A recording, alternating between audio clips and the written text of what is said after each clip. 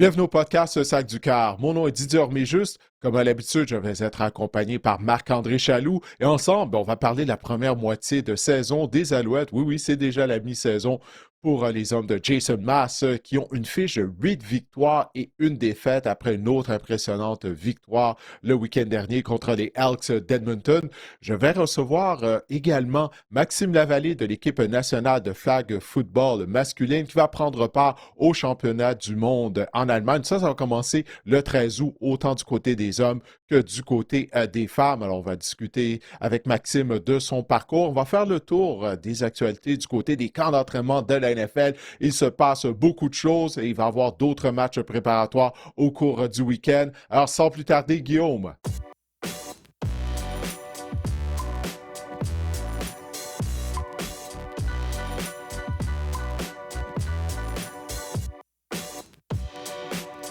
Marc-André, avant de discuter des Alouettes qui ne perdent plus, on va inviter les gens à s'abonner à nos réseaux sociaux. Évidemment, on est sur YouTube, Le Sac du Corps, Didier Orméjuste, mais si vous tapez Le Sac du Corps dans la barre de recherche, ça fonctionne. Cliquez sur la petite clochette en haut à droite de votre écran, de votre cellulaire également, c'est grandement apprécié. Notre nombre d'abonnés augmente, puis c'est vraiment gratifiant de voir ça en ce moment. On est sur toutes les plateformes d'écoute également, Apple Podcasts, Spotify, oui, toutes vos plateformes d'écoute préférées, iHeartRadio. On a une page Facebook, Le Sac du Corps. On a une page Instagram, Le Sac du Corps. Abonnez-vous, c'est grandement apprécié.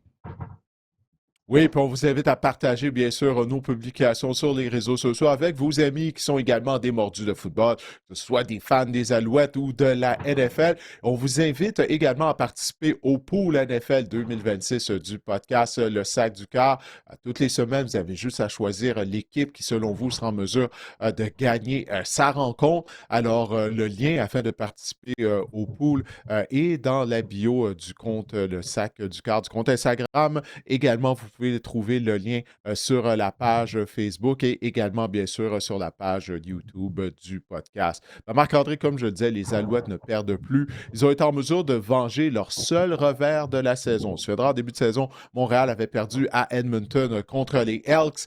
Là, les Elks étaient les visiteurs le week-end dernier au stade de Percival Molson. Et vraiment, la victoire des Alouettes n'a jamais été en doute. Toute une performance, encore une fois, de la part de l'unité offensive de Jason Maas. C'est Cody Fajardo là, qui disait après le match que justement les Alouettes, je pense qu'ils voulaient lancer un message aux Elks qui les avaient battus à domicile il y a quelques semaines. Et à la Ligue au grand complet, Didier, quoi dire? Commencer par qui? Par Davis Alexander, 352 verges, 4 passes de toucher.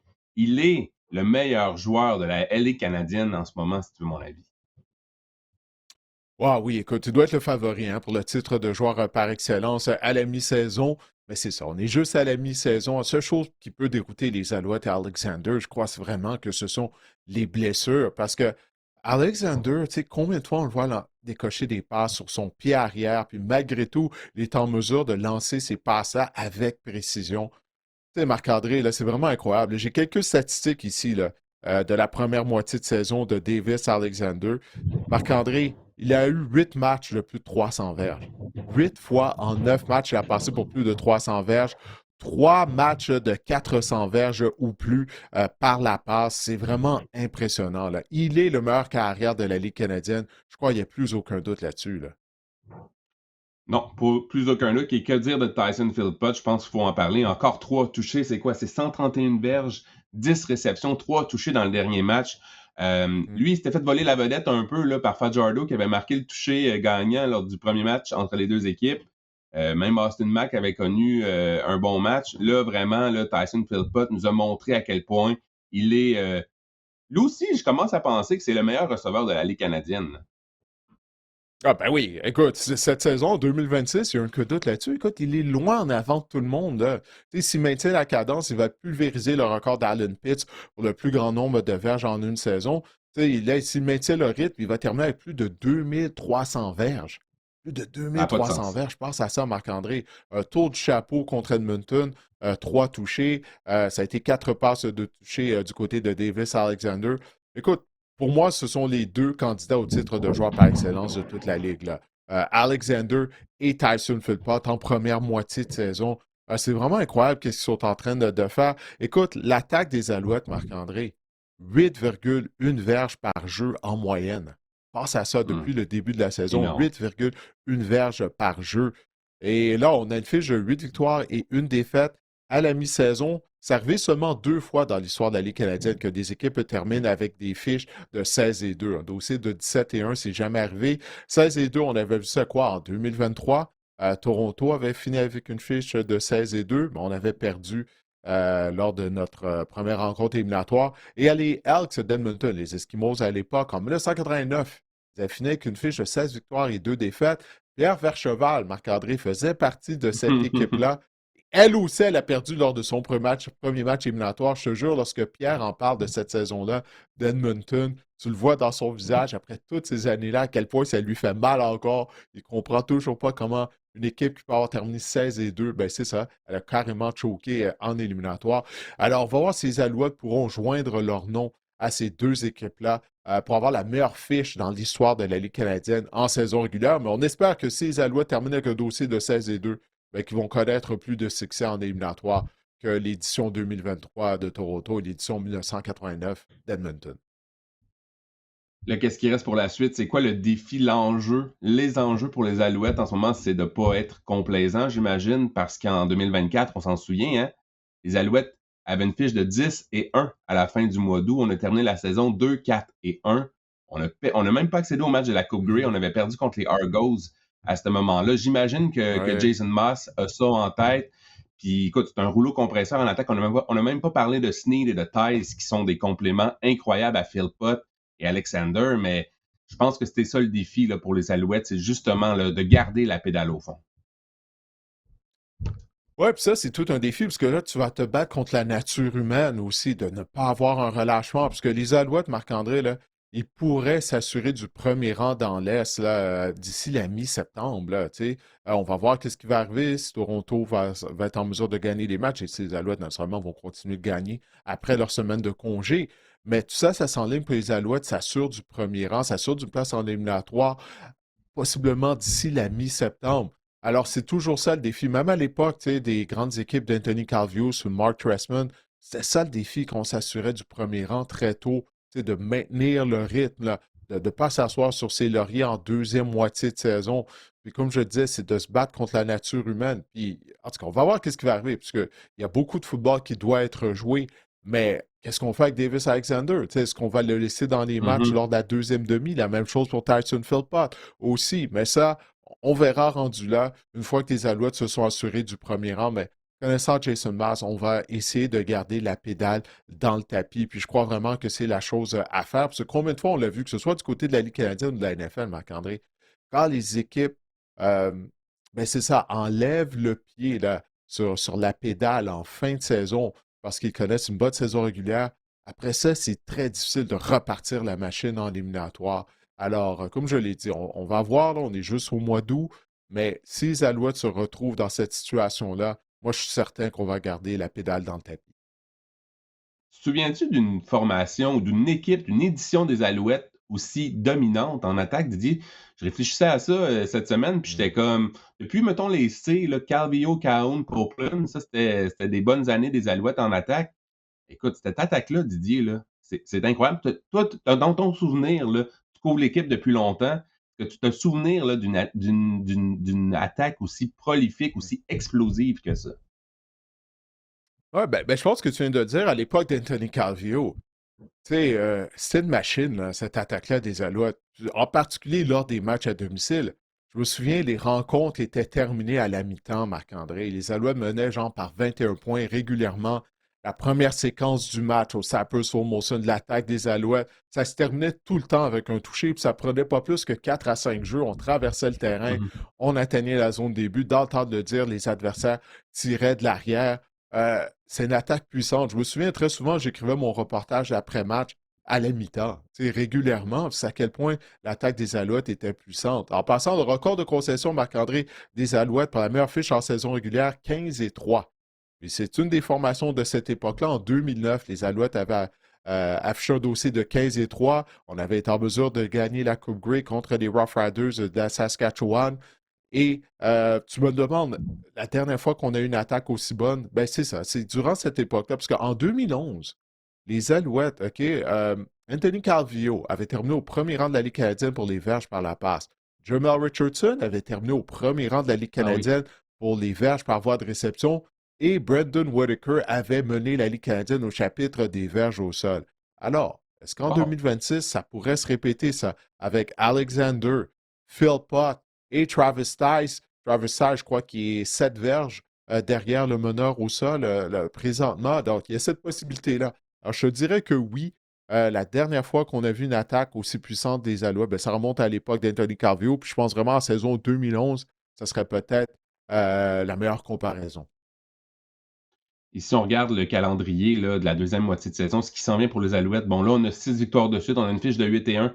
C'est quoi qu'on se dit du côté des Alouettes, là, le prochain test ou le prochain véritable test, là, ça va être quoi? Ça va être les Rough Riders de la Saskatchewan. On les voit seulement au mois d'octobre. C'est un peu ça qu'on attend du côté des Alouettes, Didier, les Riders, les champions en titre. Ouais. Ben écoute, j'ai le calendrier devant moi, là. Après la semaine de congé, les Alouettes vont de retour en action le 20 août. On va recevoir le Rouge et Noir d'Ottawa. Après ça, on va aller à Winnipeg, où les Bombers ben, ne sont plus une puissance. C'est clairement, on a beaucoup d'ennuis à domicile. En plus de ça, du côté de Winnipeg, alors qu'avant, c'est très difficile pour les adversaires de gagner des matchs là. Là, en début septembre, on a une série aller-retour avec les Lions de la Colombie-Britannique, Marc-André. OK, vendredi, le 4 septembre, les Lions seront au Cypress Molson. Et la semaine suivante, les Alouettes vont jouer au BC Place. Match à 22 heures. Tu connais l'historique des Alouettes au BC Place. C'est pas bon. C'est vraiment pas bon. On a littéralement seulement une victoire lors des 25 dernières années au BC Place. Puis très souvent, ces matchs-là ne sont même pas serrés. Nathan Rourke est de retour au jeu. Donc ça va être un défi là, pour cette édition des Alouettes qui est comme un rouleau compresseur. Est-ce qu'on va être capable d'aller gagner au BC Place où on ne gagne jamais? Alors moi, c'est ça que je vais surveiller avant même les affrontements contre les Rough Riders, Marc-André. Après ça, les Alouettes vont être à Hamilton contre les Tiger Cats et Winnipeg va venir à Montréal. Puis là, on est rendu au 12 octobre où finalement les Rough Riders seront présents à Montréal lors du lundi d'Action de grâce. Et 5 jours plus tard, les Alouettes vont aller à Regina afin d'y affronter les Riders. Alors, tu sais, donc, ces deux matchs-là sur la route en Saskatchewan, au BC Place, ça va être des défis pour les Alouettes, définitivement. Un peu triste dans ce que tu viens de dire, qu'il n'y a aucune équipe de l'Est qui se distingue là, dans ce que tu viens de dire. Oui, c'est sûr que les BC, les Lions, avec Nathan Works, c'est une équipe complètement différente. Je me questionne, moi, sur les Argos. Je pense que là, on va jouer beaucoup de matchs à domicile aussi. On joue du meilleur football du côté des Argonauts. Ça pourrait être un défi, un bon défi d'ici la fin de la saison. Écoute, le Rouge et Noir, je pense qu'on pense déjà à l'année prochaine. Les Tiger Cats sans Beau Levi Mitchell, c'est difficile, mais ouais, les Alouettes, j'ai bien hâte de voir ça, ce calendrier-là. Puis on dirait que la Ligue canadienne avait un flair là, pour le dramatique. Là. Tu t'as parlé du lundi de la fête du travail, c'est ça? Non, de l'Action de grâce, pardon, canadienne. L'action de Entre grâce, oui. ouais, exact. Entre les Rough Riders et les Alouettes, ça pourrait être un super affrontement là, à ne pas manquer à ce niveau-là. Mais ouais, j'ai hâte de voir les Alouettes, où ce qu'on va pouvoir se rendre. 15-3, c'est atteignable, là, on va se le dire, Didier. Là. Ouais, c'est atteignable, encore une fois, tu sais, il reste une deuxième moitié de saison. C'est 9 rencontres, il y a tellement de choses qui peuvent arriver, comme on sait. Tu sais, la chose principale, c'est de rester en santé du côté des Alouettes. Là. Tu sais, ça, c'est pas une cachette. Je pense que c'est vraiment la seule chose qui pourrait dérouter cette équipe-là, parce que qu'est-ce qu'il y a eu d'impressionnant? On n'a pas parlé de la défense. Mais on a été en mesure de vaincre Edmonton. L'attaque des Elks fonctionne très bien depuis le début de la saison. Il nous manquait 4 joueurs partants, dont le secondaire intérieur Jeffrey Canté-Arcou lorsqu'on a affronté Edmonton. La défense a livré un bon match contre les Elks. Tu sais, Marc-André, il n'y a pas beaucoup d'équipes, là, je crois sincèrement, qui auraient pu offrir ce genre de performance en défense. On a provoqué des revirements, 104 joueurs partants. Il n'y a pas beaucoup d'équipes qui auraient pu faire ça. Alors, encore une fois, ça prouve la profondeur qu'on a du côté des Alouettes. Il faut donner crédit à Danny Machocha et ses dépisteurs qui trouvent des joueurs à tous les ans. Comparativement, tu viens de mentionner Toronto. Je regarde Toronto en défense. Ça fait 2 ans qu'on perd des joueurs et on n'en trouve pas. On n'est pas en mesure de trouver des Mm. joueurs. C'est une des raisons pour laquelle la défense en arrache autant. Et Chad Kelly, qui est rendu une machine à revirement, il a déjà établi un sommet personnel, puis on est juste à la mi-saison, mais il a déjà établi un sommet personnel pour le plus grand nombre d'interceptions en une saison. Il ne peut pas continuer de faire cadeau du ballon comme ça aux adversaires, surtout lorsqu'on va affronter Montréal à nouveau. Ça va être le dernier match de la saison régulière des Alouettes sera contre les Argonauts de Toronto. Alors, écoute, les Alouettes sont seuls dans l'Est présentement. Ça, c'est la réalité. On va voir si défensivement Toronto peut s'améliorer et si Chad Kelly peut arrêter de faire cadeau du ballon à leur adversaire. Toronto a quand même du talent en attaque. Défensivement, c'est autre chose. Mais il leur reste quand même une moitié de saison afin de trouver des solutions du côté de leur unité défensive. Donc, le prochain match des Alouettes, les Alouettes sont en congé cette semaine, ce sera le 20 août contre Ottawa. Jeudi, le 20 août, ce sera au stade Percival Molson, le Rouge et Noir qui va tenter de signer une première victoire cette saison pour affronter les Alouettes. Ouais. C'est vraiment Ottawa joue deux cette équipes qui semaine, vont... donc Ottawa joue oui, cette c'est vrai. semaine, donc peut-être qu'ils vont décrocher une victoire. Ils n'ont pas congé, eux, cette semaine. Donc, on va voir ça. J'ai Ils vont mis être à Winnipeg contre les Blue Bombers. J'ai mis la charrette devant les bœufs trop vite, mais oui. Je Aucun m'excuse respect pour le rouge et noir de ton côté. Non, c'est Aucun ça. S'il y a respect. des gens qui nous écoutent à Ottawa, je m'excuse. Ouais. Bon, on va voir. D'ailleurs, je vais être à la description de cette rencontre-là vendredi soir en compagnie de Renaud Bourbonnais. Rouge et noir, Blue Bombers, en tout cas. On va voir, mais c'est une opportunité pour Ottawa d'aller chercher un match. La dernière fois qu'on a vu les Bombers, ils n'ont pas joué la semaine dernière. Il y a 2 semaines contre les Lions de la Colombie-Britannique. Marc-André, ils ont accordé 377 verges au sol. 377 verges au sol. Imagine-toi. Alors, les Bombers sont une équipe qui se cherche. Alors, c'est une opportunité là, pour Ottawa cette semaine de peut-être aller chercher une première victoire cette saison. Ben écoute, Marc-André, avant de parler de la NFL, je vais inviter les gens à s'inscrire, à participer au tournoi de golf de la Société Alzheimer de Montréal. Ça arrive à grands pas. Le tournoi de golf va avoir lieu mardi, le 18 août, au club de golf Whitlock. Alors, je vous invite à y participer. Je suis co-président d'honneur du tournoi de golf de la Société Alzheimer de Montréal. C'est une cause que j'ai à cœur étant donné que ma mère souffrait de cette terrible maladie. Alors, si vous ne connaissez pas la Société Alzheimer de Montréal, ben, qu'est-ce qu'elle fait? C'est qu'elle vient en aide aux gens qui souffrent de troubles neurocognitifs, mais également à leurs proches aidants. Alors, c'est vraiment pour une bonne cause. Et si vous n'êtes pas en mesure de participer au tournoi de golf, ben, je vous invite à aller sur le site web de la Société Alzheimer de Montréal et de faire un don parce qu'encore une fois, la population est vieillissante. Il y a de plus en plus de gens qui souffrent de troubles neurocognitifs et la Société Alzheimer vient en aide à ces gens et à leurs proches aidants. Alors, je vous invite à aller faire un don. Alors, au cours des prochains jours, plus précisément, ben, le 13 août, on enregistre ce podcast mercredi matin, donc le 13 août et demain, jeudi, en Allemagne, bien, les championnats du monde de flag football vont commencer autant du côté des dames que du côté des hommes. La semaine dernière, ben, j'ai eu l'occasion de m'entretenir avec Sarah Parker, la carrière partante de l'équipe nationale de flag football. Et si vous regardez le podcast via la chaîne YouTube, ben, on vous montre présentement à l'écran les rencontres pour les 2 équipes canadiennes. En fait, du côté de l'équipe masculine, on a déjà une victoire, étant donné que le Nigeria n'est pas en mesure de participer au tournoi pour une question de visa. Alors, Canada a déjà une victoire en poche du côté des hommes. Ça, c'est une bonne nouvelle. Du côté des femmes, première rencontre aura lieu contre le Panama. Alors, tous ces matchs-là, on va pouvoir les regarder via la chaîne YouTube de la Fédération internationale de flag football, également sur DAZN si vous êtes abonné et via le site web Tout TV de Radio-Canada. Alors, les championnats du monde de flag football qui vont avoir lieu du 13 au 16 août, c'est une opportunité pour le Canada, autant du côté des hommes que du côté des femmes, d'obtenir un billet pour les Jeux olympiques, de se qualifier pour les Jeux olympiques de 2028 qui auront lieu à Los Angeles. Alors, dans cette optique, bien, je me suis entretenu avec Maxime Lavallée. Maxime Lavallée est un ancien demi-défensif du Rouge et Or de l'Université Laval. Il avait par la suite été repêché par les Alouettes de Montréal. Malheureusement pour lui, il n'avait pas été en mesure de se tailler un poste avec les Alouettes, mais il a pu poursuivre sa carrière de footballeur grâce au flag football. Alors, je vous invite à écouter mon entretien avec Maxime Lavallée. Maxime, tu avais été repêché par les Alouettes en 2023. Tu étais retourné au camp d'entraînement après avoir complété ton stage universitaire avec le Rouge et Or de l'Université Laval. Mais malheureusement, tu n'avais pas été en mesure de te tailler un poste au sein de la formation.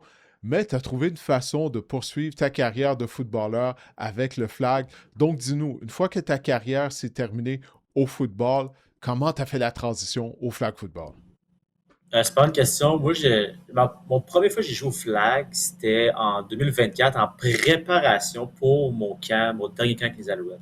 Mhm. Parce que mon camp 2023, j'avais fait une setlist de comme tout ce qui avait mal été. Puis je trouvais que je m'étais préparé pour être un bon testeur au combine, mais pas un bon joueur de football, ce qui est quand même Mhm. idiot de ma part. Je vais dire ça de même. Fait qu'en Mais ça arrive, 2024, il y avait des gens qui commettent cette erreur-là. Ouais. ouais, c'est ça. J'ai passé direct dedans moi aussi. Fait que Adam Auclair, qui était un de mes bons chums, lui disait je Ouais. vais jouer au flag l'hiver pour me préparer pour ma saison CFL. Je dis ben j'aimerais ça venir. Ça va faire plus de foot, reconnaissance de jeu. Fait que bref, je fais mon camp aux Alouettes, me fait couper. Puis 6 mois plus tard, genre début février, je croise Anthony Auclair au Mhm. gym, qui est aussi un de mes bons amis. Puis il me dit hey, je me suis inscrit pour Team Cannes, je vais aller faire le camp. Il dit il y a un ID camp dans 1 mois, tu devrais l'essayer, c'est sûr que ça marche bien. Puis j'étais comme ah, je sais pas, tu sais, genre. Puis là, finalement, 3 heures plus tard, je me suis inscrit tout de suite. Le lendemain matin, il y avait un training à 6 heures au Stade Plus Université Laval avec les gars, genre CFL, flag. Fait que j'ai show up, puis je m'entraîne depuis ce temps-là, puis tout a fonctionné, tout a bien été. Fait que là, je suis dans le flag depuis 1 an et demi. Ouais, puis tu es membre de l'équipe nationale depuis 1 an et demi également? Ouais, mais dans le fond, ben, 1 an et quelques mois, là, tu sais, Ouais. l'année passée, c'était peut-être en fin mai, juin que c'était annoncé. Fait que là, mettons, on est rendu en août. Fait qu'on va dire 1 an, mettons. Ouais, ben écoute, félicitations pour cette transition. En tout cas, je suis content de Merci. voir que tu as trouvé une façon de continuer de jouer au football, même si c'est au Mhm. flag football, mais quand même, ton esprit compétitif reste en vie avec Ouais. tout ça. Mais est-ce que tu as trouvé que la transition était difficile de passer du football en épaulette au flag football? Dis-moi là, comment tu as vécu cette transition-là sur le terrain? Mais tu sais, mes instincts de demi-défensif, puis je suis quand même quelqu'un de. En fait, on va finir mon premier point. Là, mes instincts de demi-défensif ont bien fonctionné. Mettons le man-to-man, c'est sûr que les tracés, il y a bien des trucs qui sont différents, mais tu sais, comme ça a bien transféré. Mais il y a beaucoup Mhm. d'éléments du flag que honnêtement, j'ai trouvé ça très difficile. Genre, le Ah oui, comme quoi? deflagging, le deflag, c'est vraiment différent. Tu sais, la réalité, mettons, au foot, tu veux vraiment te rapprocher du joueur, comme créer un contact, mais au flag, il y a des gars qui ont des moves que tu n'as jamais vu de ta vie. Là, puis, mettons, on joue contre les Américains, il y a 3 joueurs de 130 livres qui changent de direction à une vitesse exceptionnelle. Fait que, mettons, si tu vas trop vite dessus, genre, ils sont Il est partis. parti. Pouf, Ouais. pouf, partis. Fait que genre, c'est plus j'adapte un peu mon footwork. Puis moi, j'étais un très bon plaqueur au football contact. Genre, je manquais rarement des plaqués. Même dans les games précédents aux Alouettes, je pense pas que j'ai manqué un plaqué, honnêtement. Mhm. Fait que, tu sais, ça a été une grosse transition. Ensuite, genre, tu sais, le jeu est tellement dynamique que, genre, mettons, tu drops en zone, il faut que tu t'attaches à quelqu'un vite, ou tu sais, comme tu trouves quelque chose, parce que si tu fais juste continuer de drift, ben là, tu vas te retrouver, genre, complètement hors position. Puis là, tu vas avoir 3 de tes gars défendus contre 4 gars. Fait que bref, c'est tellement vite. Puis je te crois, l'année passée, dans les 5 premiers games qu'on a joué, genre, des fois, j'étais sur le terrain, puis genre, en zone, puis j'étais genre. Je comprenais pas trop ce qui se passait. Il y a du monde qui croisait de partout. Je suis comme, qui je prends, qui passe là. Mais tu sais, avec mes instincts, j'ai comme réussi à passer à travers, puis ça a bien été. Puis là, mais là, vu que on avait des joueurs demi-défensifs plus expérimentés dans l'équipe, euh, donc Guillaume Bellan, qui est dans l'équipe encore présentement, que j'ai juste commencé à regarder sur le tape, voir comment lui voyait la game. Ça faisait genre 4 ans qu'il joue au flag. Fait que là, j'ai comme absorbé un peu de sa vision des trucs. Puis là, je me le suis comme mis à moi-même. Puis là, ça va beaucoup mieux. Là, je vois mieux. Fait que là, mais ça a pris comme une bonne année avant que genre, tout soit plus quick, davantage. Oui, ben non, ben c'est sûr, là, ça prend une certaine période là, pour faire la transition, là, c'est normal. Ben Vraiment. maintenant, tu es un membre de l'équipe nationale, puis tu vas avoir la chance d'aider l'équipe à obtenir potentiellement son billet pour les Jeux olympiques de 2028. Les championnats du monde vont commencer en Allemagne le 13 août. D'avoir l'opportunité là, de représenter le Canada, ça représente quoi pour toi, là, justement? Là? On vient de voir, là, on dirait que tu n'en reviens pas toujours. Tu as la feuille d'érable là, sur la poitrine. Donc, parle-nous de ça, là. D'avoir l'opportunité de participer aux Olympiques, tu pratiques du sport en jeune âge. J'imagine, en plus, tu jouais au football avant, donc c'était jamais quelque chose, j'imagine, qui t'est passé par la tête. Mais maintenant que tu as cette opportunité-là, dis-moi comment tu vis ça. Vraiment, c'est genre, je m'en rends pas compte à quel point c'est vraiment fou comme expérience. Dans le sens, tu sais, mettons, comme tu as dit, ça n'a jamais été un rêve pour moi d'être aux Olympiques. Puis moi, j'ai juste joué au foot dans ma vie. Genre. Mhm. Jamais fait de multisport. J'aurais dû. J'ai des lacunes sportives dans d'autres sports, mais au foot, je suis quand même bon. Une chance. Mais j'ai juste joué au foot et j'ai jamais pensé à ça. Fait que, tu sais, genre, là, des fois, je m'arrête, je suis comme, genre, tu sais, là, on était en Chine, on était 3 fois à San Diego, on était à LA, on était au Panama, on s'en va en Allemagne.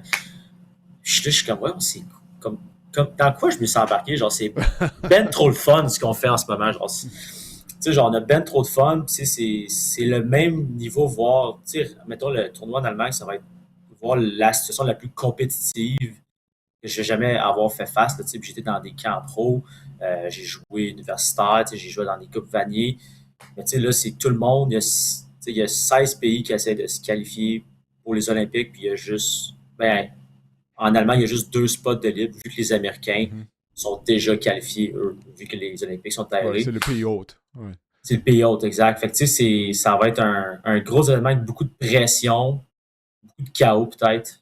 Puis, vraiment, genre, j'aime ça. Genre, je suis vraiment content de pouvoir vivre cette expérience-là. Puis, quand j'étais au football contact, j'ai tout le temps senti dans le moi, dans mon ego personnel, en tant que joueur, en tant qu'athlète, que j'aurais dû représenter le Canada, genre, tu sais, on se compare beaucoup. Tu sais, tel joueur fait Team Canada, je suis bien meilleur que lui. Tu sais. Fait que là, je me suis tout le temps Ouais. dit j'aurais dû faire Team Canada contact. Tu sais.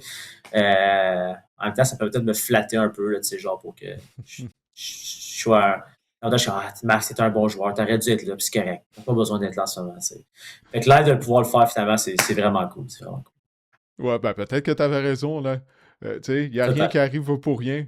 Fait que là, tu es C'est là, ça. puis tu représentes le Canada. Donc, dis-nous, quels sont en plus du Canada, les États-Unis, bien sûr, quelles sont les autres puissances mondiales, là? Quelle autre équipe tu crois a réellement une chance d'obtenir un billet pour les Jeux olympiques? Puis quels sont les pays là, qui seront vos plus grands rivaux, là, mis à part, bien sûr, les États-Unis, qui vont, comme tu l'as dit, là, ils sont déjà, eux, qualifiés pour le tournoi olympique. Ouais. Fait que, first things first, nous, notre pool, c'est. Il y a l'Autriche, Japon puis Nigeria. Fait que clairement, ça va être les 3 premiers matchs les plus importants. Puis l'Autriche sont actually ranked 2e au monde. Ils ont vraiment une Ah très oui. bonne équipe. Oui, oui. Je sais que nous, en tant que joueurs de foot, c'est comme Canada, États-Unis. Ouais.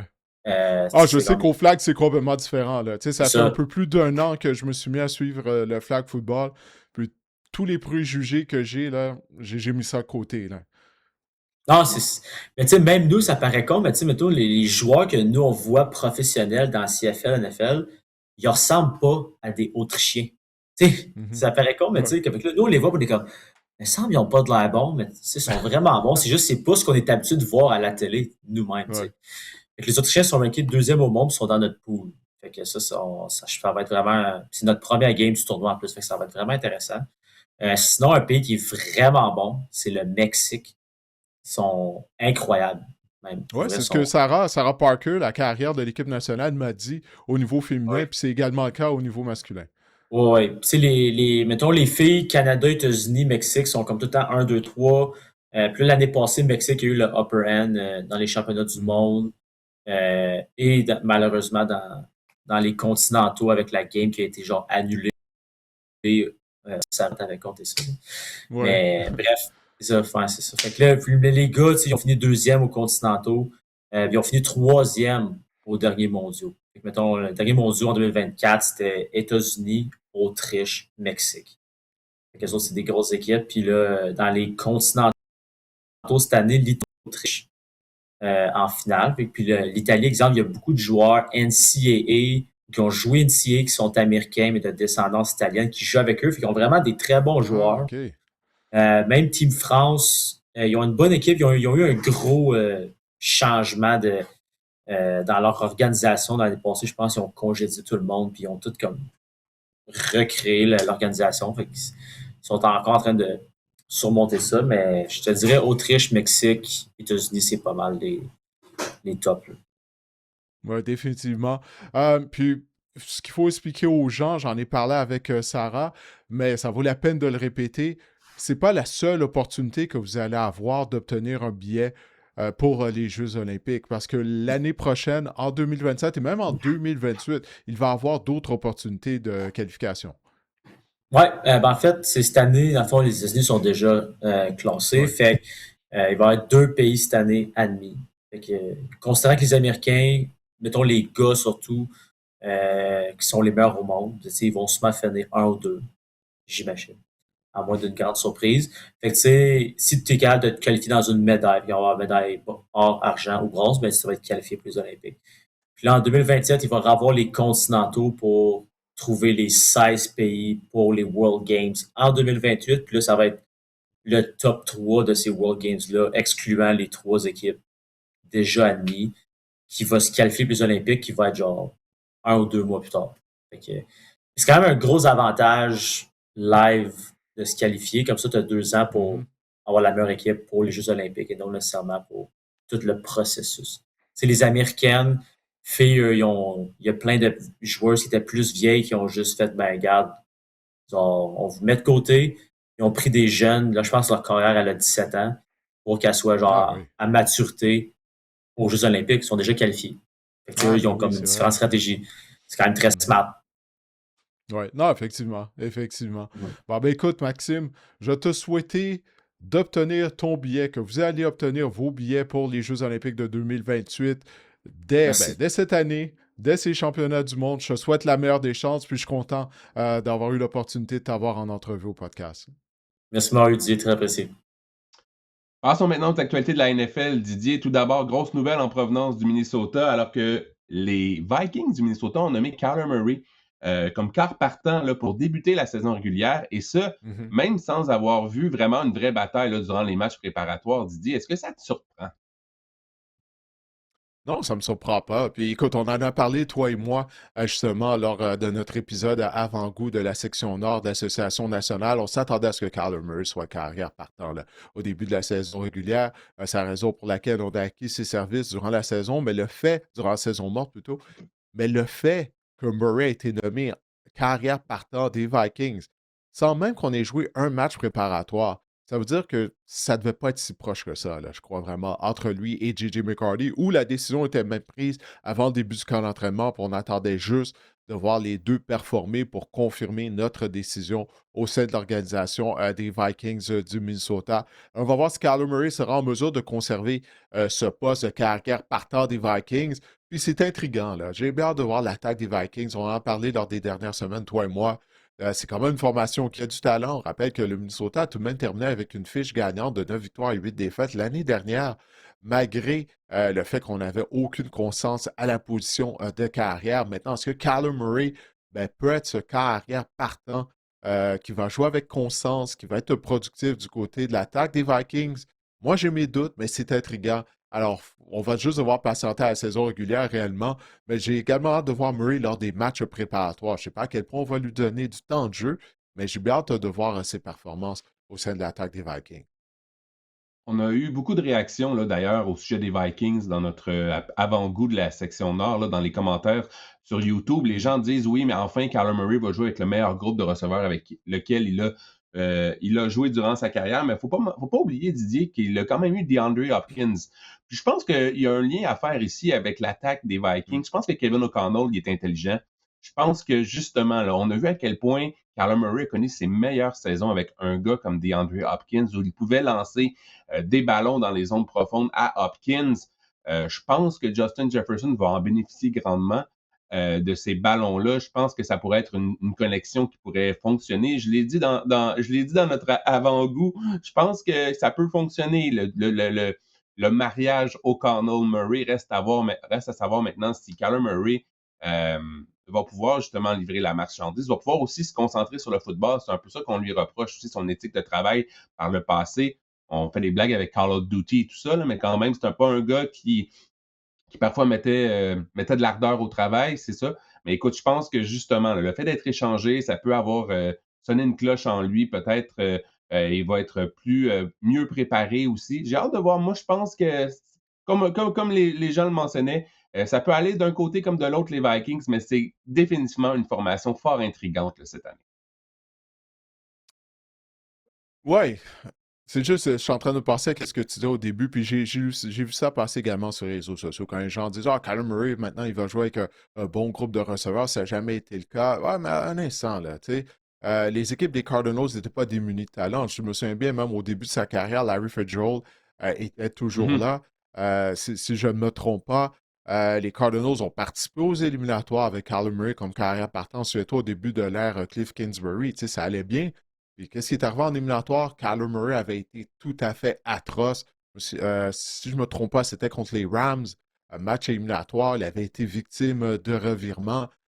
Donc, c'est pas vrai, ça c'est faux. Kyler Murray a déjà été bien entouré. Tu sais, ça lui a livré la marchandise.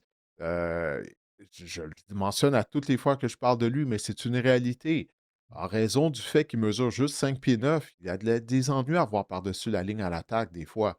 Tu sais, c'est ça la réalité. Donc, il y a certaines limites du côté de Kyler Murray, puis là, ça va être à Kevin O'Connell de travailler autour de ça. Mais Kyler Murray se retrouve dans vraiment un bel environnement. On a une bonne ligne à la tête du côté des Vikings. Il y a un bon groupe de receveurs de passe. Position de porteur de ballon, bon, moi, ça me laisse sur mon appétit, mais Tyron Jones, qui est un vétéran, pourquoi il est toujours là? Ben, c'est qu'il est un bien meilleur bloqueur que Jordan Mason. Alors, en théorie, ça devrait donner un coup de pouce, ça. C'est à Kyler Murray en termes de protection. Ça lui a livré la marchandise. C'est aussi simple que ça. Là. Il n'y en a pas d'excuse pour lui. Là. Donc, moi, j'ai hâte de voir ça. Qu'est-ce que ça va donner? Est-ce qu'il sera en mesure de relancer sa carrière? Et de l'autre côté de la médaille, on retrouve J.J. McCarthy, choix de première ronde. On avait investi énormément de capital au repêchage du côté des Vikings pour le repêcher. C'est sûr que sa première saison a été blessée. L'année dernière, on le sait, que ça a été une catastrophe. J'ai même une petite stat qui prouve à quel point c'était catastrophique. Seul choix de première ronde à finir dernier dans le pourcentage de passes complétées. Le ratio passe de toucher interception depuis 1970. Donc depuis que la AFL et la NFL ont submergé ensemble, se sont joints pour créer justement la NFL. J.J. McCarthy, Didier, on fait quoi avec lui?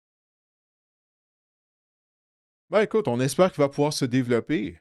Tu sais, c'est ça, là. Puis lui, de son côté, ben, vraiment, il ne doit pas bouder, parce qu'on l'a vu bouder à quelques reprises. Mhm. Souviens-toi, durant un des mini-camps, lorsqu'on l'avait interviewé, puis on lui avait demandé quelle était sa relation avec Kyler Murray. Écoute, il agissait comme un petit enfant, là. Tu sais, il avait l'air frustré de tout ça. Ça lui, il a à grandir. Ça lui a de continuer à travailler. Parce que ça, s'il ne continue pas de travailler, à essayer de s'améliorer lors des entraînements, en regardant des vidéos en compagnie des entraîneurs, il ne va pas s'améliorer, puis les choses iront pas dans la bonne direction pour lui. Alors, c'est à lui de ne pas s'apitoyer sur son sort, puis on ne sait pas ce qui va arriver durant la saison. Oui, Murray est le partant pour commencer, mais si Kyler Murray ne joue pas bien ou s'il se blesse, ben là, on va faire recours au service de J.J. McCarthy. Alors, ça va être à lui à être prêt si cette opportunité-là se présente. Alors, on va voir, là, tu sais, parce que ça, c'est une des choses qu'on lui reproche à J.J. McCarthy. C'est un manque de maturité. Mais là, c'est justement, là, son niveau de maturité va être mis à l'épreuve, là, avec cette décision du côté des Vikings de décider d'y aller avec Kyler Murray en tant que carrière partant. Donc, on va en apprendre beaucoup, je pense, sur J.J. McCarthy, la façon dont il va gérer cette adversité au cours des prochaines semaines et des prochains mois. Tu penses qu'on va le revoir dans l'uniforme mauve des Vikings ou on va tenter de l'échanger? Parce qu'on a Carson Wentz aussi comme quart numéro 3. Oui, tu sais, tu l'as dit il y a 2 ans à peine, là, on a utilisé un choix du top 10 pour repêcher J.J. McCarthy. Je doute qu'on va lancer la serviette aussi rapidement que ça, à moins que, tu sais, à l'intérieur du building des Vikings, bon, on sait des choses que nous, on ne connaît pas, tu sais, au niveau de son attitude et tout. Mais moi, j'ai l'impression qu'on va le garder, puis il demeure quand même un joueur de talent. On a une police d'assurance à Carson Wentz. Alors ça, c'est une bonne chose du côté des Vikings d'avoir gardé Carson Wentz durant la saison morte. C'est un vétéran. On l'a vu quand même avoir un certain succès l'année dernière lorsqu'il a obtenu quelques départs. Alors, c'est ça. Là, on s'est protégé. On est allé chercher de l'assurance en Carson Wentz du côté des Vikings. J'ai pas l'impression qu'on va l'échanger, J.J. McCarthy, tout simplement, parce qu'il ne sera pas le carrière partant pour commencer la saison. Mais c'est la NFL, puis les choses ont donc changé très rapidement. Alors, on va quand même garder un œil là-dessus. Il y avait un article intéressant sur le site de CBS qui disait justement à quel point les corps arrière comme ça, les choix de première ronde, les Zach Wilson de ce monde, entre autres, les Sam Darnold même, dernièrement, l'histoire récente nous montre que ces choix-là qui ont été cloués au banc après avoir été repêchés en première ronde ou des choix de première ronde par les équipes, justement, là, finissait par avoir une autre chance dans la NFL, mais c'est pas avec l'équipe d'origine. Donc, ce serait intéressant de voir si justement, là, on va être patient avec DJ McCarthy, parce qu'en ce moment, on se le cachera pas, ça donne des munitions aux gens qui disaient qu'à l'Université du Michigan, là, c'était simplement c'était une attaque basée sur le jeu au sol, puis McCarthy faisait juste être le fameux gestionnaire de match là, de l'attaque de Michigan à ce moment-là. Mais moi, je pense que McCarthy a du talent. Moi, je pense qu'un peu comme toi, là, une question de maturité là-dedans aussi.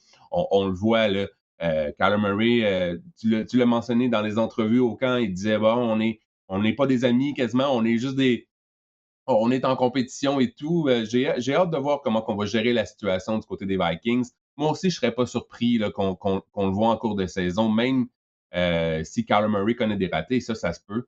Mais oui, c'est une situation intéressante du côté des Vikings. J'ai hâte de voir comment tout ça va se dérouler. Ouais, bien hâte de voir ça aussi, parce que sans vouloir défendre J.J. McCarthy, la chose qui ne l'a pas aidé, c'est les nombreuses blessures, là. C'est qu'il a eu une blessure Mhm. à un genou qui a complètement effacé sa saison recrue. Après ça, il s'est blessé à une cheville, il s'est blessé à une main l'année dernière. Alors, ça n'a pas aidé son développement, là, naturellement. Alors, écoute, ça lui a demeuré studieux, puis a essayé d'apprendre derrière Kyler Murray maintenant. Kyler Murray sera d'ailleurs le 4e quart à débuter une saison sous Kevin O'Connell au Minnesota, après Kirk Cousins, Sam Darnold et évidemment J.J. McCarthy. J'ai envie de sauter Jamais une une bonne nouvelle, Didier. chose, ça, hein? Ouais, Non, j'allais dire, jamais une bonne oui. chose lorsqu'on change de carrière partant. C'est comme ça à toutes les saisons. C'est ça, il faut en trouver un à un moment donné là, du côté des Vikings. Ouais, qu'est-ce que tu as à dire? Je voulais revenir à la nouvelle d'Alec Pierce parce que je pense qu'on pourrait faire un beau lien avec le fait qu'Anthony Richardson, lui, ses jours seraient peut-être comptés à Indianapolis. Didier, Anthony Richardson, un autre choix de Mhm. première ronde qui a eu de la difficulté à faire sa place. Les blessures, lui aussi, ne l'ont pas épargné. Mais ça en dit long, là, justement, je pense, sur les quarts qui sont des quarts athlétiques, mais parfois cochent pas toutes les cases. On a beau dire qu'on a un projet, mais c'était chèrement payé, là, un choix top 5 pour Anthony Richardson. Toi, t'en penses quoi? Ouais, ben, je pense pas que c'est une question du style de jeu du carrière, que ce soit un carrière. Tous les carrières sont athlétiques maintenant. Tu sais, les carrières de pochette, des statuts, tu sais, il y en a presque pas, là, tu sais, mis à part Matthew Stafford, naturellement, qui me vient en tête. Mais maintenant, tu sais, tous les carrières ont un certain niveau de mobilité, là, comparativement à il y a une quinzaine, une vingtaine d'années, ou même plus. Mais dans le cas d'Anthony Richardson, encore une fois, il y a un lien avec J.J. McCarthy. C'est quoi? Manque de maturité. Ça, c'est quelque chose qu'on lui reproche depuis qu'on l'a repêché du côté des Colts. Le petit nombre de départs, je pense qu'il y avait juste une douzaine de départs dans les rangs universitaires. Tu sais, puis comme J.J. McCarthy, on savait que c'était un projet euh, qu'il ne fallait pas s'empresser afin de lui donner du temps de jeu, qu'il devait travailler pour se développer. Ça n'a pas été le cas. On ne lui a pas donné le temps, on l'a envoyé dans la mêlée dès son année recrue. Bon, dans comme McCarthy, lui, s'est blessé durant son année recrue, mais Richardson a joué rapidement, puis il n'était pas prêt. Puis clairement, c'est quelqu'un qui n'a jamais développé l'éthique de travail de carrière partant, puis il a toujours été extrêmement talentueux. Ça aussi, c'est quelque chose qu'on lui reproche du côté des Colts. Alors, ça pour dire que c'est lui qui va être le carrière partant lors du premier match préparatoire des Colts au cours des prochains jours. Peut-être que c'est on essaie de le mettre dans la vitrine, comme dans un magasin, on essaie de le mettre dans la vitrine pour essayer d'avoir des offres pour pouvoir l'échanger, parce qu'on se souviendra qu'au printemps, Richardson avait demandé d'être échangé. On ne l'a pas échangé, mais là, pour l'instant, il a été dépassé par Riley Leonard en tant que carrière numéro 2. Alors, Anthony Richardson est rendu carrière numéro 3 des Colts d'Indianapolis. Alors, en tout cas, on va voir comment il va jouer lors des rencontres préparatoires, mais je n'ai pas l'impression qu'il va être un membre des Colts lorsque la saison régulière va commencer, notamment en raison de son attitude. Et Dieu sait qu'Anthony Richardson a un corps là, de mannequin de vitrine de magasin, ça c'est sûr. Ah, en plus, oui, oui, oui. Bon, bon, bien fait ta part. Bien fait. Parlons d'Alec Pierce maintenant, qui ne s'entraîne toujours pas avec les Colts d'Indianapolis, Didier. Hmm. Écoute, je regardais là, pendant que tu parlais rapidement là, le groupe de receveurs qu'on a en ce moment. On a Josh Downs, oui, Mais par la suite, Nick Westbrook-Akine, Ashton Dulin, l'éternel Laquan Treadwell, ça commence à être inquiétant du côté des Colts pour amorcer la saison. En plus qu'on lui a donné une grosse prolongation de contrat, hein. Tu sais, durant la saison morte à Alec Pierce. Puis là, on a dû lui donner une autre injection à sa cheville. Tu sais, ça, c'est pas bon signe, là. Tu sais, parce qu'il y avait toujours de l'inflammation dans sa cheville. On sait qu'il avait subi une intervention chirurgicale durant la saison morte. Donc ça, c'est pas bon signe, Marc-André. Ils sont obligés de lui donner une injection parce que la convalescence est plus longue que prévu. La saison va commencer dans un mois, là, la saison régulière. Puis il s'est toujours pas entraîné. Tu as mentionné le groupe de receveurs qu'on a à Indianapolis. Il y a quelques équipes comme ça, là, en raison de blessures à quelques joueurs, que déjà, là, je me dis, ouf, ça va avoir l'air de quoi, ça, leur saison 2026. Puis les Colts font définitivement partie de ces équipes-là. Parce que oui, c'est une bonne nouvelle. Daniel Jones participe au camp d'entraînement. Il est en mesure de tout faire après que sa saison 2025 soit terminée et se soit terminée en raison d'une déchirure en tendon d'Achille. Mais si la personne à qui lancer le ballon, si Josh Downs est sa meilleure cible, là, bon, il y a Tyler Warren, les liens rapprochés, mais au niveau des receveurs extérieurs, là, on n'est pas bien entier. C'est une année de vérité, je le répète, pour Indianapolis, pour le DG Chris Ballard. Si Alec Pierce n'est pas là, écoute, je crois que la solution, ça va être d'utiliser le jeu au sol avec Jonathan Taylor. Là, ça sera la meilleure option, mais c'est vraiment pas qu'est-ce qu'on veut du côté des Colts d'Indianapolis. Je sais pas si entre les quatre murs là, de l'organisation des bureaux des Colts, on regrette un peu finalement la transaction de Michael Pittman. Ben, c'est le contrat qu'on a donné à Alec Pierce. Tu sais, il y a seulement tant d'argent que tu peux euh, que tu peux utiliser à une position. Tu sais, on a donné un gros contrat à Pierce. Là, on ne pouvait pas se permettre nécessairement de donner un gros contrat également à Pittman. Mais qu'est-ce qu'on a fait au repêchage? Qu'est-ce qu'on a fait durant la période des joueurs autonomes afin de combler la perte de Michael Pittman? On n'a pas fait grand-chose. Puis là, ben là, on se retrouve avec un sérieux problème si Alec Pierce n'est pas en mesure de commencer la saison régulière. Le bloqueur à gauche maintenant des Commanders, Remy Tansil, sera opéré un triceps et devra rater la majorité de la saison. Évidemment, c'est un dur coup pour la ligne à l'attaque des Commanders qui était déjà très moyenne. Ce sera maintenant Brandon Coleman, le choix de troisième ronde en 2024, qui va obtenir la majorité, qui sera le bloqueur à gauche partant. Il avait obtenu 12 départs là, comme bloqueur à gauche justement avant l'arrivée de Tansil. C'était à là, 2 ans et on sait que les Commanders avaient atteint d'ailleurs la finale de l'association nationale, mais c'est quand même, là, Didier, une lourde perte pour les Commanders. Oui, définitivement, là. Écoute, Larry Tunsil, bon, on sait, c'est un excellent bloqueur à gauche. Puis là, on venait d'avoir une bonne nouvelle. On a mis sous contrat Stephen Diggs, mais là, on perd notre bloqueur à gauche. Alors, comme j'en ai parlé là, durant notre épisode d'avant-goût de la section S de la nationale, j'aime pas ce qui se passe à Washington. On est en train de laisser tomber Jaden Daniels. Le groupe de receveurs, on en avait parlé après Terry McLaurin, il n'y avait absolument rien. Au moins, on s'est réveillé en mettant sous contrat à Stephen Diggs. Mais là, on a cette blessure-là au niveau de la ligne à l'attaque. Alors, on va voir si la protection sera un problème pour Washington pendant toute la saison maintenant avec la perte de Tunsil. J'ai envie de faire sauter également, d'aller tout à la nouvelle qui concerne les Commanders. On a signé Stefan Diggs, Didier. Oui. Ah oui, ben c'est ça. Ben, comme je viens de dire, on n'avait pas le choix. On en avait parlé, toi et moi. Il n'y en avait rien après Terry McLaurin à la position de receveur de passe. Et Diggs, lui, qui a joué son football universitaire dans l'État du Maryland pour l'Université Maryland. Donc, c'est un peu un retour à la maison pour lui. Alors, il était de loin le meilleur receveur qui était toujours disponible sur le marché des joueurs autonomes. Donc, c'était la chose à faire du côté des Commanders. Surtout là que quand l'entraînement est commencé, là, je pense qu'on s'est vraiment rendu compte que, ouais, on n'a pas grand-chose à la position de receveur. Alors, c'est la raison pour laquelle on a mis sous contrat Diggs. Alors, ça, c'est une bonne chose, mais je ne suis pas certain que ça soit suffisant afin de permettre aux Commanders de participer aux éliminatoires. Il y a beaucoup de points d'interrogation du côté des Commanders. Surtout, hey, je lisais les commentaires, j'ai oublié ces commentaires de quel joueur en défense des Commanders, mais qui allait de commentaires et le jeu Marc-André à l'endroit de Sonny Styles. Ouais, t'as vu ça aussi? Sonny Styles qui fait sensation là, durant le quart des Commanders jusqu'à présent. Oui, puis écoute, si je mets mon petit chapeau fantasy, en ce moment, ça vient de me refroidir là, un petit peu. Mes ardeurs sur Chig Okonkwo et Antonio Williams, entre autres, au niveau Hmm. fantasy, je pense que Stefan Diggs va quand même commander des ballons et de l'attention de la part de Jaden Daniels. Et parlant de refroidir un petit peu l'engouement fantasy, le receveur des Bears, Luther Burden, s'est blessé à l'aine. Il pourrait rater le premier match de la saison, Didier. Tragédie à Chicago. Tragédie, parce que depuis le début du camp d'entraînement, c'est incroyable. Tous les commentaires qu'on disait sur Burden connaissaient tout un camp.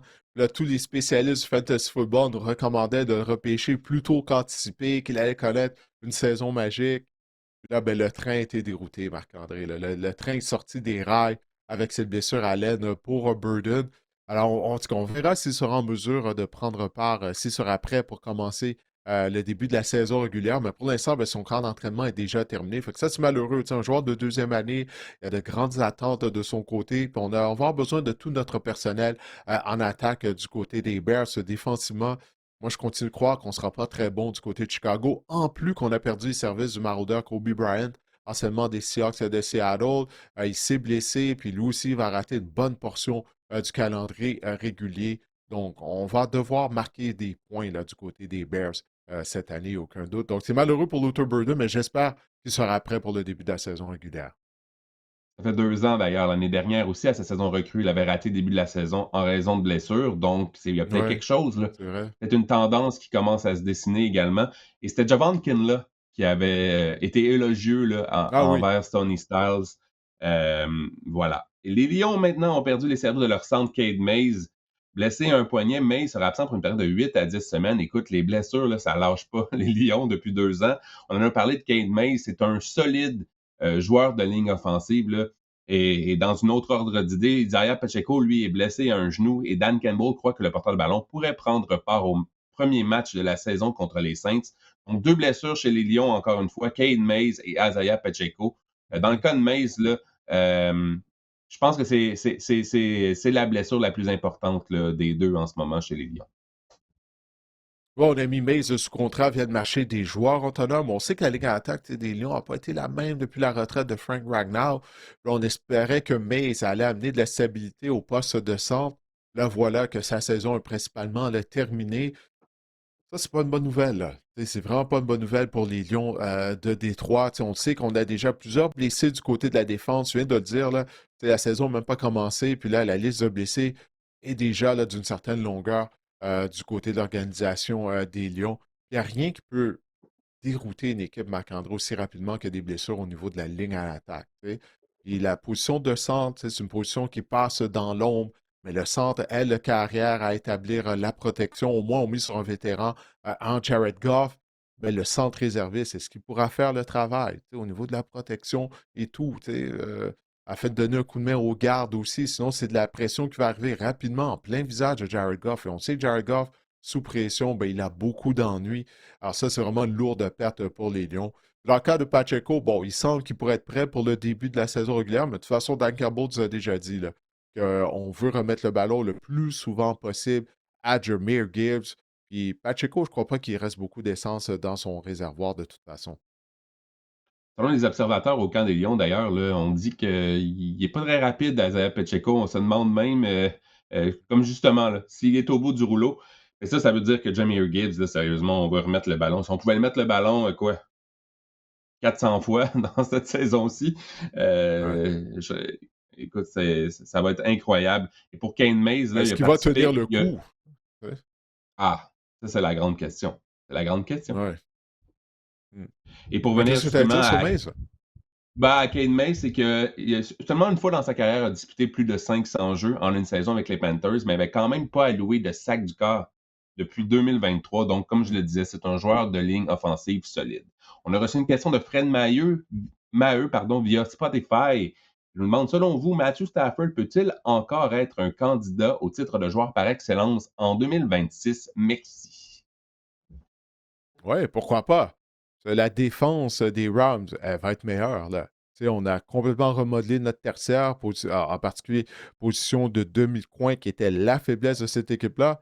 Mais en plus de ça, juste avec ce qu'on a fait là, en allant chercher McDuffie, en améliorant la tertiaire, j'aurais dit, OK, les Rams ben, sont les favoris pour remporter le Super Bowl, mais en plus de ça, on a fait l'acquisition de Myles Garrett. Alors, cette équipe-là, en théorie, devrait être meilleure que l'année dernière. Alors, pourquoi pas? Oui, moi, je peux m'imaginer voir Stafford être candidat au titre de joueur par excellence encore une fois cette année. Bon, là, il est âgé de 38 ans, bien sûr, un an plus vieux. Mais comme je le disais tout à l'heure, il n'est pas en carrière mobile. Alors, tu sais, sa force, c'est quoi? Ben, c'est son intellect, c'est la puissance de son bras, la précision de ses passes. Puis ça, de qu'est-ce qu'on a vu l'année dernière, il n'a pas ralenti à ce niveau-là. Alors, ouais, pourquoi pas? Moi, je crois que Matthew Stafford pourrait être un candidat au titre de joueur par excellence de la NFL, surtout si les Rams terminent avec la meilleure fiche de la NFL. Moi, je pense qu'il faut qu'il évite les blessures, c'est sûr. Je pense qu'il Mm. pourrait. Il va avoir une régression dans son cas, ça, c'est sûr. Je pense qu'il n'atteindra pas les chiffres qu'il a eu l'année passée. C'était une saison magique dans tous les sens du terme. On se souvient, là encore, on se demandait là, en début de saison comment il allait se lever de son lit le matin, là, tellement qu'il avait mal au dos. Puis écoute, la saison a été ça s'est transposé sur le terrain. Ça a été. Moi, j'ai encore de la misère à le croire à quel point Matthew Stafford a été performant. Je pense, par contre, s'il évite les blessures, oui, il a le même genre d'attaque. Il provient. Sean McVay, on le sait, là, les attaques de Sean McVay sont très favorables au corps arrière. Par contre, il faut que tout fonctionne comme sur des roulettes, comme à l'habitude. Je pense qu'il peut le faire. Par contre, écoute, j'ai de la misère à imaginer, Didier, deux saisons consécutives sans blessure pour Matthew Stafford. Il ne faut pas oublier, l'année dernière, il a lancé plus de passes de toucher qu'en 2023 et 2024 combinés. Ça, c'est quand même intéressant. Est-ce qu'il peut rester en santé 2 années de suite? Moi, c'est ça que j'ai peur. Mais s'il est en santé, moi aussi, je pense qu'il Mhm. peut refaire le coup cette année parce que l'attaque des Rams va être explosive. Oui, en tout cas, j'ai hâte au début de la saison régulière, là. De tout ce qu'on parle, il faut attendre septembre pour avoir des réponses. Ah, j'ai vraiment hâte au début de la saison régulière. Mais écoute, on va parler de fantasy football tout en patientant là, justement, au début de la saison régulière. Il y a Samuel Aubé, tout d'abord, Marc-André, qui nous envoie une question. Alors, salut les gars. À la position numéro 4 du repêchage, est-ce que vous préférez JSN, Jackson Smith Njigba, ou Puka Nakua? Alors, malgré les agissements de Puka hors terrain, il reste avec un carrière élite en Stafford. Il vient de connaître une saison incroyable. JSN, lui, a peut-être un peu moins de risques, mais il y a quand même plus d'interrogations autour de son contexte. Alors, j'imagine, on parle de la situation de l'attaque des Seahawks quand même. Écoute, on mise sur le même carrière du côté de Seattle. Alors, Samuel qui nous remercie. Merci, Samuel, d'écouter le podcast. Marc-André, entre toi et moi, c'est toi l'expert fantasy. Alors, en quatrième position de repêchage, qui tu repêcherais entre JSN et Puka? Ce serait Puka Nakua encore à ce jour-là. Et ça sera même, je vous dirais, sans hésiter. On a appris récemment, justement, que Puka Nakua s'est blessé au camp d'entraînement. On dit que c'est par mesure préventive. Ça, il n'y a pas à s'inquiéter. Puka Nakua, il n'est pas blessé sérieusement. Par contre, là, on a appris qu'il pourrait être suspendu pour le premier match de la saison. Je pense qu'un match, on peut s'en sortir sans Puka Nakua. Vous avez parlé du contexte de JSN. J'ai hâte de voir comment l'attaque des Seahawks va s'organiser sans Clint Kubiak. Je pense que Clint Kubiak était un élément important là, Hmm. de l'attaque des Seahawks, puisque Mike McDonald est un coach défensif. Je préfère Puka parce qu'il est rattaché à Matthew Stafford. Je pense que Matthew Stafford est un meilleur quart que Sam Darnold. Donc, pour moi, ce sera Puka Nakua avant JSN. Mais écoutez, on peut aller prendre une bière puis s'obstiner. Si vous me dites que vous prenez JSN à la place de Puka à la place, euh, j'ai pas vraiment. Écoute, c'est un bon choix aussi. Là. C'est deux receveurs élites qui vont recevoir tous les ballons qu'ils désirent dans leurs attaques respectives. Bon, écoute, Marc-André, donc cette semaine, là, tu vas nous parler des ailiers rapprochés. Les ailiers rapprochés qui, selon toi, passent sous le radar. Ceux qui pourraient éclore cette année et ceux qui pourraient être des flops. Alors, on va commencer avec ceux qui, selon toi, passent sous le radar présentement. Et puis, on commence avec l'ailier rapproché de ton équipe favorite. Je parle bien sûr de Dallas Goedert des Eagles de Philadelphie. L'allié rapproché numéro 5 l'année dernière en termes de points par match au niveau fantasy. À cause de quoi? À cause de 11 touchés. Ça a vraiment été la cible de Hmm. prédilection de Jalen Hurts dans la zone payante. C'est sûr qu'il va y avoir une régression. je miserais pas ma chemise en vous disant que Dallas Goedert va inscrire 11 touchés en 2025. Donc ça, c'est à prévoir. Par contre, avec le départ de A.J. Brown, et on dit que Mekhi Lemon, il est blessé au camp d'entraînement en ce moment du côté des Eagles. Donc moi, je Oui. pense que Dallas Goedert, il y a un chemin là, qui est tracé pour qu'il devienne la deuxième cible dans l'attaque des Eagles. Il y a des nouvelles encourageantes au niveau de l'attaque de Sean Mannion du côté des Eagles. C'est sûr que c'est seulement un camp d'entraînement, mais moi, ça me laisse Dallas. Je suis intrigué par Dallas Goedert comme ailier rapproché qu'on repêche en fin de repêchage, évidemment. C'est l'ailier rapproché numéro 13 en ce moment. C'est un choix de 11e ronde. Si vous avez passé le fameux top 4 là, des ailiers rapprochés élites, puis par la suite, là, vous savez plus trop sur quel pied danser, entre un gars dans ces eaux-là, là, un gars entre Jake Ferguson ou un gars comme j'ai pas de nom qui me viennent d'autres noms, ou un nom comme c'est ça, des ailiers rapprochés des Pat Freiermuth de ce monde-là. Moi, je pense que prendre une chance avec Dallas Goedert, ça pourrait rapporter justement en fin de repêchage. Oui, tu as bien mentionné le nom de Mekhi Lemon. Il s'est blessé aux ischio-jambiers, puis son camp d'entraînement serait peut-être terminé. Hein, c'est ce que je disais hier. Alors, même, on n'est pas certain s'il sera prêt pour le début de la saison régulière. Alors ça pourra amener des changements de plan du côté des Eagles de Philadelphie. Maintenant, on va se trans... Oui, vas-y.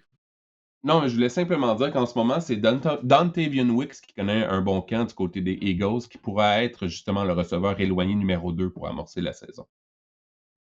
Ah, alors Wicks vient de prendre la valeur, là, possiblement, avec la blessure à Mekhi Lemon. On va se transporter du côté des Giants de New York. Isaiah Likely, qui s'est joint aux Giants via le marché des joueurs autonomes, anciennement des Ravens de Baltimore. Et puis, tu crois que lui pourra obtenir de bonnes opportunités au sein de l'attaque new-yorkaise? Je sais pas qu'est-ce que tu en penses, Didier, mais l'attaque de John Harbaugh et des Giants, j'ai de plus en plus l'impression qu'on va se tourner, on le mentionne dans les médias, que ce sera une attaque au sol, une attaque à des ailiers rapprochés multiples. C'est la mode en ce moment dans la NFL. Donc, je pense que Isaiah Likely, il a suivi John Harbaugh. On l'a payé également du côté des Giants. Pourrait connaître du succès. Plus de 11 points fantasy par match lorsqu'il joue 75% des jeux au cours de sa carrière. On a vu l'année dernière, là, avec Mark Andrews, il était rarement sur le terrain pour un aussi grand nombre de jeux. Jackson Dart, ça c'est intéressant. Il a ciblé les ailiers rapprochés 44% du temps dans la zone payante et 35% du temps dans la zone début à sa saison recrue. Par contre, ça c'est bien beau, on a un nouveau coordinateur offensif. Est-ce que ça va être comme ça, évidemment, avec Matt Nagy? Par contre, Matt Nagy, on a vu Travis Kelce être utilisé à outrance là, dans la zone début, à la porte, dans la zone payante au cours des dernières années. Donc ça pourrait rapporter. Je viens de le mentionner, c'est une attaque basée sur le jeu au sol avec plusieurs alliés rapprochés. Je pense qu'Isaiah Likely pourrait y trouver son compte dans ce genre d'attaque-là. C'est l'allié rapproché numéro 14 en ce moment, choix 10e ronde. Il ne coûte rien. Il sera potentiellement dans une ligue à 12 équipes. Il va entamer la saison sur votre fil de joueurs autonomes. Surveillez bien Isaiah Likely. S'il est ciblé là, beaucoup lors des premières semaines, il pourrait devenir une option intéressante au niveau fantasy.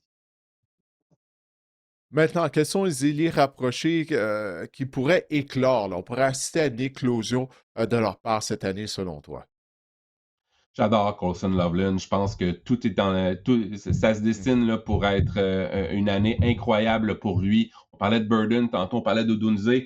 Écoute, j'ai une petite phrase là. Je crois que c'est Nick Solak, le chroniqueur d'ESPN, qui est allé au camp des Bears et qui a dit Colson Loveland, check bien ça, Didier, est le soleil dans le système solaire des receveurs des Bears. Donc, il est le soleil et Wow, les rien de autres moins. receveurs gravitent autour là, de Colson Loveland. Donc, ça, c'est intéressant. J'aime le hype des camps d'entraînement, Marc-André. J'aime ça. J'aime ça. Comme DeShaun Stribling des 49ers de San Francisco, qui a déjà été comparé à Randy Moss et à Mike Evans, je crois, ou en tout cas, je sais pas, là, mais c'est ça. Là, c'est incroyable. Là, les attentes là, qui sont déjà placées sur certains joueurs, alors qu'il n'y a même pas un match de préparatoire de jouer. Mais en tout cas, ouais, continue. Je pense que Nick Solak, c'est un joueur de baseball. Je pense que c'est Ben Solak, le nom que je cherche. En tout cas, bref. Ouais, Ben Solak, ouais, d'ESPN, Ben Solak, ouais. Oui, elle a joué seulement 37% des jeux l'année dernière, mais elle a été hautement efficace et on l'a vu en fin de saison.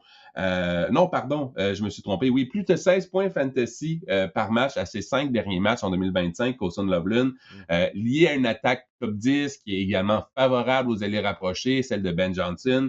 C'est l'année rapprochée numéro 3, fin de 4e ronde. Je pense sincèrement que Colston Loveland, on s'obstine à savoir qui d'Odunze ou Burden va connaître la grande éclosion. Moi, je pense que mon argent va être sur Colston Loveland là, dans quelques semaines dans mes repêchages fantasy.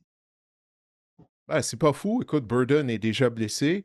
Et Odunze, lui, bon, il nous a dit durant la saison morte que la fracture à un pied qu'il a subie l'année dernière, c'est quelque chose qu'il va devoir gérer pour le restant de sa carrière. Alors peut-être que Loveland va devenir l'option ben, la plus fiable au sein de l'attaque des Bears de Chicago. Puis encore une fois, je le répète, hein, du côté des joueurs, généralement, la plus grande amélioration qu'on voit, c'est de la première à la deuxième année. Alors, si c'est réellement le cas, pour Loveland, comme tu l'as dit, il a terminé la saison régulière en force.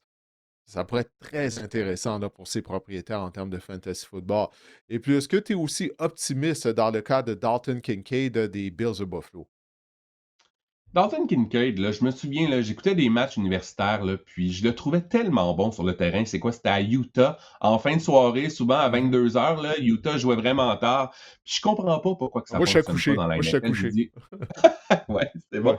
Mais je comprends pas pourquoi que ça fonctionne pas, parce que c'est un gars hyper talentueux. Le problème, c'est que l'année dernière, il a joué seulement 37% des jeux, mais il a été hautement efficace. Donc, vraiment, là, Dalton Kincaid, c'est un chouchou des amateurs de stats avancés en ce moment. Terminé troisième pour les verges par tracé dans la NFL, derrière Puka et JSN l'année dernière. Troisième, sauf qu'il n'était pas sur le Ouais. terrain. Donc, si on se dit qu'avec une augmentation, et on dit qu'il connaît un fort camp, qu'il est utilisé davantage là, dans le système en attaque des Bills, il ne faut pas oublier aussi 6 blessures lors de ses 3 premières saisons. Il n'a pas Et été permis. voilà. C'est peut-être ça Je- aussi qui a je- joué contre lui. ben Oui, oui. vas-y. J'attendais que tu le mentionnes. J'attendais que tu le mentionnes. Parce que c'est ça, Dalton Kincaid, depuis qu'il a été repêché. C'est souvent blessé. Des fois, il commence les matchs et ne les termine pas. Puis d'autres fois, il n'est pas à 100% en raison des blessures. Cherche pas plus loin, là. Il est talentueux, mais les blessures, dans son cas, c'est ça qui fait qu'il n'est pas vraiment fiable, là. Même pour cette année, c'est un point d'interrogation. Est-ce qu'il va finalement pouvoir rester en santé? Je sais que tu n'as pas la réponse à cette question-là, mais c'est ça qui est frustrant avec Kincaid, parce qu'il est talentueux. Et s'il est en santé, et c'est ce qu'on dit au camp, qu'il s'est jamais. Bon, c'est sûr que lui, il est allé dire il s'est jamais senti aussi bien puis que ça va super bien. Ouais, Mais ouais, au camp ouais. d'entraînement, les échos sont dithyrambiques à l'endroit de Dalton Kincaid. Écoute, en ce moment, Didier, elle est rapprochée numéro 11, choix de 10e ronde. Lorsque vous cherchez un allié rapproché avec du potentiel en fin de repêchage, Dalton Kincaid là, cadre très bien selon moi, dans ce type d'allié rapproché qui pourrait justement éclore enfin à quoi? À sa 4e saison déjà dans la NFL. Hmm. Ouais, ouais, mais c'est un pari, hein. Historiquement, les joueurs qui sont souvent blessés, tu sais, c'est ça. C'est une tendance qui se maintient généralement. En tout cas, on va voir, je lui souhaite là, que la malchance arrête de s'abattre sur lui, là, parce que j'aimerais ça le voir atteindre son plein potentiel, là. Il y avait de grandes attentes lorsque les Bills ont repêché, hein, souviens-toi. Alors maintenant, les élus rapprochés qui pourraient être des boss, là, pourraient être des flops. On va commencer avec Jake Ferguson des Cowboys, qui lui a été une révélation la saison dernière. Ciblé 102 fois, ça c'est beaucoup. Pour un allié rapproché, c'est ce qu'on Oui. veut. Par contre, euh, ses performances ont été grandement influencées quand les deux autres receveurs étoiles étaient sur le terrain ou non du côté des Cowboys. Regardez ça. En 5 matchs où CD Lamb Mhm. a joué moins de 50% des jeux ou qui était tout simplement pas de la formation, 17 points fantasy par match. La moyenne et sa moyenne lorsque les deux joueurs étaient sur le terrain, donc Pickens et Lamb, c'était seulement 4 catchs pour 32 verges, donc 7 points fantasy par match pour Jake Ferguson. Je pense que faut pas tomber dans le panneau cette saison. Je pense que l'attaque des Cowboys va être bonne, mais on a vraiment deux énormes bouches à nourrir en Pickens et Lamb. Je pense que Jake Ferguson là, pourrait être le gars un peu relégué aux oubliettes dans cette attaque-là. C'est l'aller rapprocher numéro 15, c'est un choix de 10e ronde également, fin de repêchage. Moi, cette année, je passe là, pour Jake Ferguson. Je pense que justement, il va avoir besoin de blessures là, pour qu'il devienne un choix intéressant ou un élément fantasy intéressant cette année. Ouais, les chiffres ne mentent pas, hein. Je pense que c'était clair là, dans les statistiques, là, les matchs où Lamb était là ou il n'était pas là, là, c'est vraiment le jour et la nuit pour Jake Ferguson, là. Clairement, il n'est pas une priorité lorsque Lamb Non, voilà. et Pickens sont en la formation. Ouais, c'est ça. Maintenant, Trey McBride. Trey McBride. Alors quoi, tu t'attends peut-être possiblement à une baisse de production de sa part, lui qui a une année record en 2025. J'ai peur, Didier. J'ai peur pour Trey McBride pour plusieurs raisons. Pourquoi? C'est surtout le fait. Ben écoute, je vais te le dire, mais c'est surtout aussi le fait qu'on le sélectionne en fin de deuxième ronde en ce moment d'un repêchage fantasy, tout Ouf, juste ouais, après c'est tôt. Brock Bowers. C'est ça qui m'effraie. On dépense quand même un choix où ce qu'on pourrait peut-être là, aller voir d'autres positions, porteur de ballon par exemple, ou un autre receveur de passe. Elle est rapprochée numéro 1 l'année dernière, évidemment. En fait, si on inclut les receveurs, elle a terminé 5e chez les receveurs. Derrière Puka Nacua, JSN, Amon-Ra St. Brown et Jamar Chase, c'est une agréable compagnie, comme on dit. Par contre, ce qui m'effraie, c'est justement le fait qu'on va voir Jacoby Brissett et Carson Beck. Je sais que Carson Beck a eu l'air de Joe Montana dans le match du Temple à la renommée, Ah!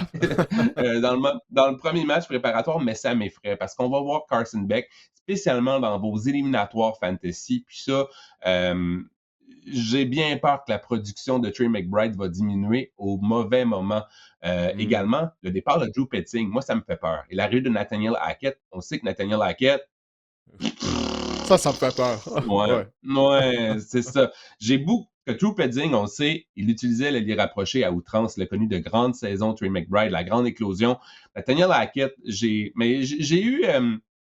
J'étais un peu plus optimiste en voyant que c'était Mike Lafleur qui avait l'air de diriger la patente là, lors du premier match préparatoire. Donc ça Hmm. m'encourage un petit peu, Ça- disons ça comme ça. Oui, vas-y. Non, j'allais juste dire, parce que dans le cas de Lafleur, c'est un ancien coordinateur à l'attaque, mais il n'a jamais sélectionné des jeux.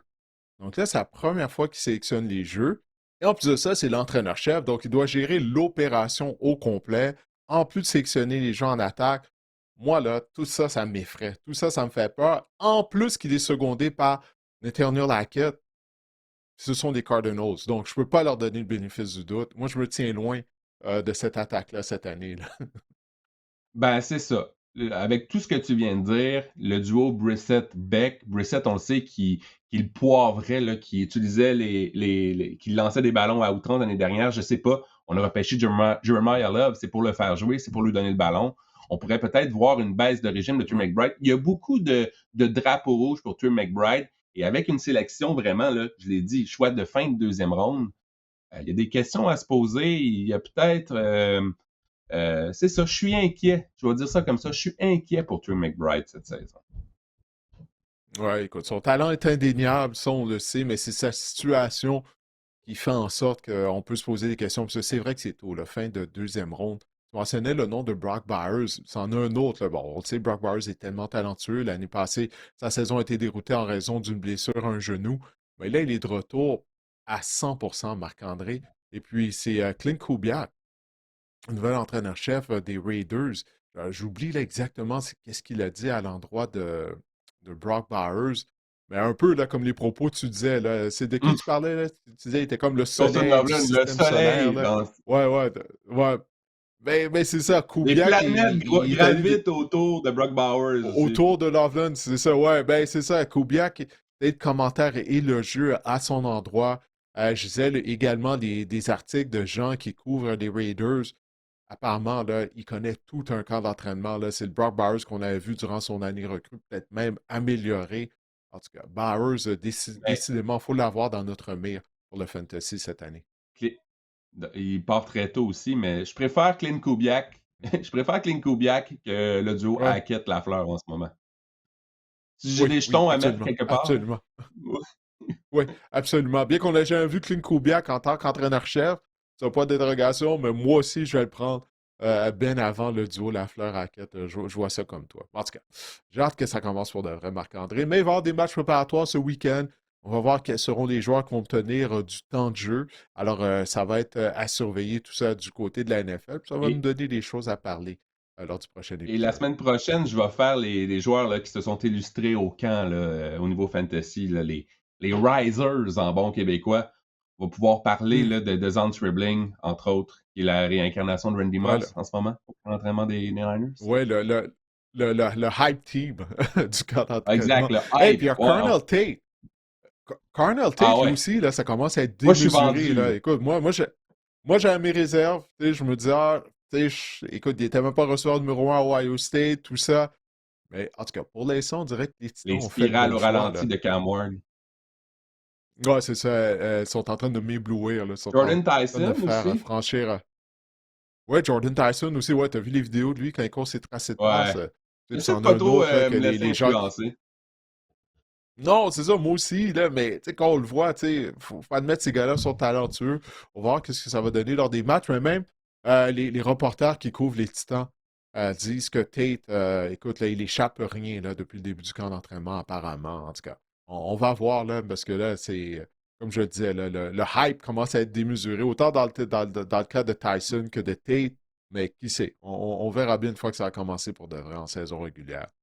Écoute, Marc-André, on a fait le tour pour cet épisode du podcast Le Sac du Cœur. On espère que l'épisode vous a plu. On remercie bien sûr Guillaume, sans qui rien ne serait possible. Alors, pour les gens qui nous ont regardés via la chaîne YouTube ou qui nous ont écoutés, ben, j'espère que l'épisode vous a plu. On vous reparle la semaine prochaine. D'ici là, portez-vous bien.